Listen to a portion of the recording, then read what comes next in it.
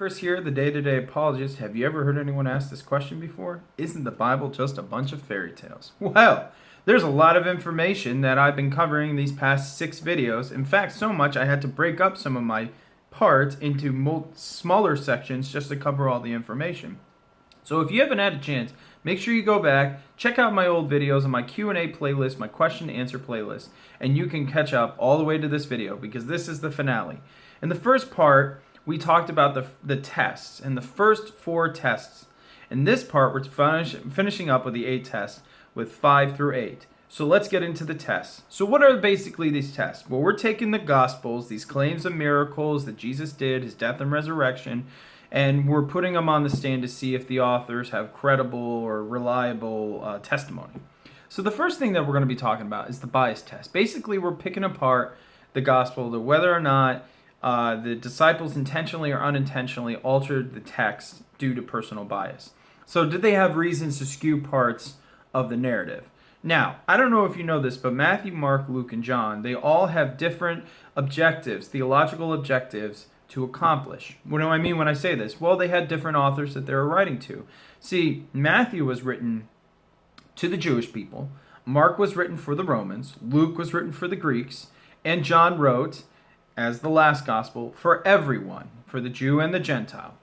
Now, each and every one of these guys in the bias test, they would all be doing things that would alter the things that Jesus said or claimed. Again, the disciples were not the only people who interacted with Jesus or listened to Jesus preach. So when they were writing this stuff, a lot of people could testify whether what they were saying was true or not true, or what they were saying verbatim.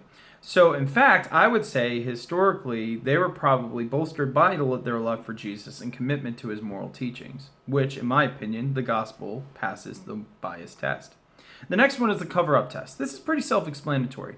Did the disciples, the writers, did they have any reason to alter events that they saw? People that tend to lie or make up stuff, especially when they're trying to cover things up, they will do everything in their power to omit or protect themselves by conveniently hiding things that they have done or that are hard to explain. Let's take a look at the Gospels, shall we? We'll focus on Matthew and John because both are believed to be original 12 disciples, the closest of closest to Jesus. In their Gospel accounts, they both claim that Peter was rebuked by Jesus. They claim that Jesus quoted multiple times to them that they had little faith and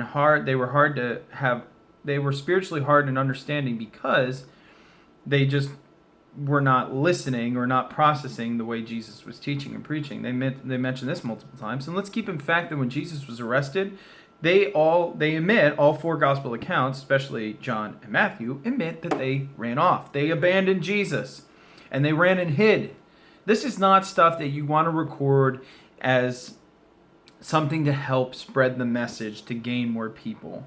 I might have, maybe it will attract a few people, but it will not attract the amount of people that it's attracted over time. So the gospel standing, when it comes to those testimonies, it passes the cover-up test. The next test is the corroboration test. Basically what we're doing is the test aims to corroborate a story's detail by using outside evidence. So, like historical artifacts and things like that. There's lots, in case you don't know, lots of historical artifacts that have been discovered that talks about people in the Bible, names in the Bible. The Dead Sea Scrolls being one. I mentioned that in one of my earlier sections of these videos. And everything is compared to manuscripts. Everything, historically speaking, especially, is compared with manuscripts. So, manuscripts are basically stuff that's copied over and over. For example, the Iliad, if you know what the Iliad is, the story of Odysseus and the end of the Trojan War, has about 2,000 manuscripts. Can you guess how many the Old Testament and the New Testament have? 66,000. And they're probably finding more. All this stuff goes throughout history from as early as the early 100 AD all the way up to 1500, 1600 AD. And when you have that stuff, you can compare and contrast historical artifacts and things of people who don't believe in Jesus that they just randomly discovered and come to the conclusion. I think when you look at the Gospels and you look at the corroboration test, it passes with flying colors. The last test is the adverse witness test. So this is the hardest one historically to do the testing because there's just a lot of information, and you may not find any information where people are against things. But lucky for us, there were plenty of people that were against the early church and what they were teaching. So let's focus on someone like a critic, like Josephus. Josephus was a Jewish historian. He was not a Christian, but he was alive during the times of Jesus's ministry, death, supposed resurrection, and the early church's growth. In fact, he was around when the temple was destroyed by the Romans, when the Israelites tried to rebel against the Romans.